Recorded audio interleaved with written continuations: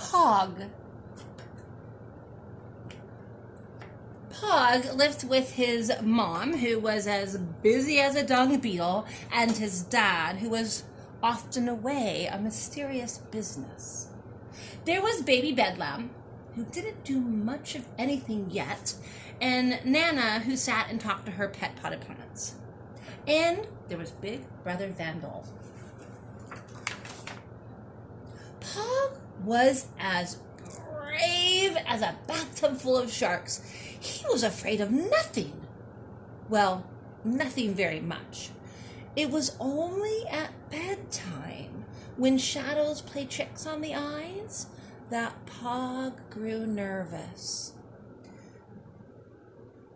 "Better check under the bed for children," crooned Vandal, and he softly laughed his wicked laugh. "I'm 6.5 feet tall and older than I have ever been," said Pog. "I'm not afraid of anything." But he was. He was very afraid of children. Every night he checked under his bed, inside the toy box, and behind the door. Then he would sneak up to his closet and wrench the door open. Everybody knows that's where children like to hide most. He kept his nightlight on, and he pulled the covers up right under his chin, tight until he fell asleep. When he woke up in the morning, he bounced out of a bed full of bed bugs. He had made it through another night. When Pog started school, he had to walk with Vandal. "I'm 6.5 feet tall and older than I have ever been. I can walk to school by myself," Pog said to his mom. "Not yet," she smiled. "Pog's too little to walk by himself," crooned Vandal as they set off to school. "I'm as brave as a bucket full of snails," said Pog, and he stuck out his lip in a terrified pout. "I don't need you." "What about children hiding along the way?" Vandal growled. Pog was shocked. He thought children only came out when it was dark, like a night mist or a bad dream. Vandal grinned his wicked grin. "They wait in the bushes until a little monster comes wandering along," he said. "Then they leap out and pack you in a sack and drag you away. So stick with me, or you'll be in trouble." Pog stuck with Vandal all day. On their way home, they heard a whimpering and wailing, a groaning and moaning. Pog stopped. He grabbed Vandal. "It's children," squealed Pog. "Children in the bushes." "Don't be ridiculous," growled Vandal. "There's no such thing." Vandal parted the bushes, and there, stuck among some thorny branches, eyes wide and wet, nose red and running, and mouth open, and a black high-pitched wail, was a child. Vandal went white with shock.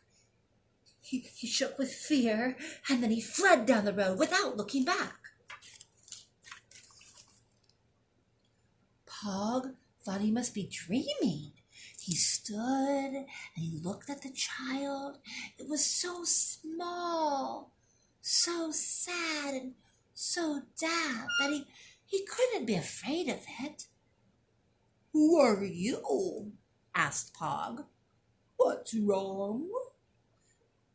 "My name is Tom, and I'm having a bad dream, and I can't wake up," said the child.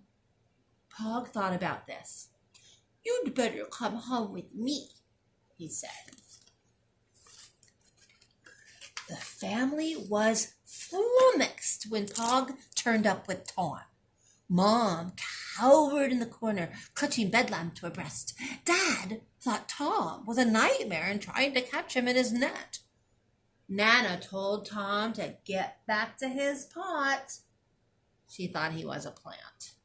And Vandal stood quivering and quaking and shivering and shaking.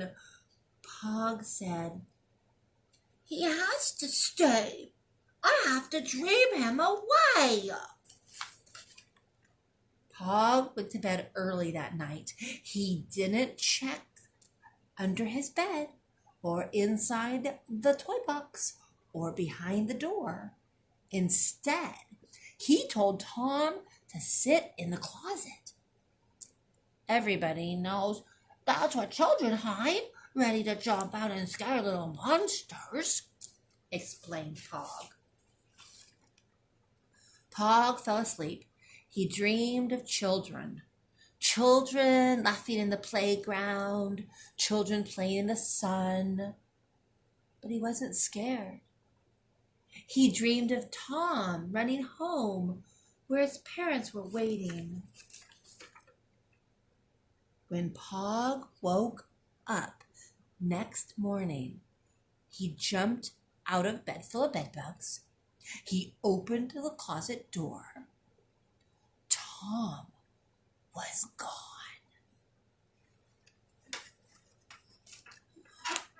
Pog was as brave as a barrel full of worms.